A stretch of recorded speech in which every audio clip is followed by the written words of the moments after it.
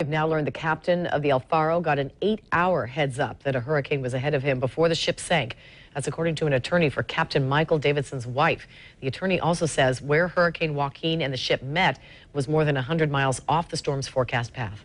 During today's Coast Guard hearing, we also heard from a former El Faro crew member who says in the past the ship would take a different course to avoid storms.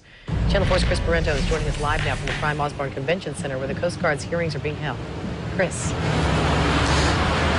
Those hearings are still going on, and Charles Baird testified today that he had been on multiple previous voyages with Captain Michael Davidson. He described the captain as very receptive to others' ideas about changing course, and also said the captain was very meticulous about the way he went about things.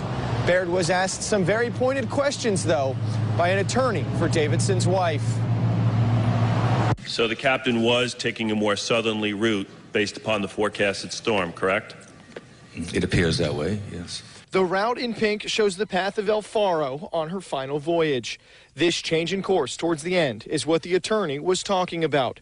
Charles Baird said he was not aware that the first forecast to advise Captain Davidson that the storm was in his path came 8 hours before the ship sank. You don't know what the captain was seeing, do you? No. You don't know what the wave condition was, correct? I don't know anything about what was going on there. You don't know what the wind state was, correct? Correct.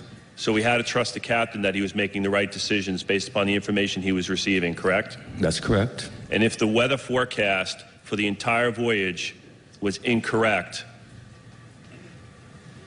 that would be a significant factor, correct? That's affirmative, yes. Baird says that he was on the ship during the trip in green, the trip during Tropical Storm Erica. That green path is the one he suggested to the captain that they take. He says he texted the captain about Joaquin when he heard about the storm. I texted him again to ask him what his plan was going to be. And he replied back to me that he was going to do the normal route and try to go underneath the storm. Baird also said crew members had life suits in their cabins and hatches were left open if people were working in those areas during normal weather, saying that people were likely too lazy to open and close them every time. He also said abandoned ship drills were routine. With any lowering of the boats, we also discuss how to launch the life rafts. That's just standard operating procedure for any fire and boat drill. Baird was also asked by the Coast Guard panel if he had ever been aware of a situation where TOTE had asked a captain to change course because bad weather might be in their path. He said he can't recall a time and that decision would be made by the captain.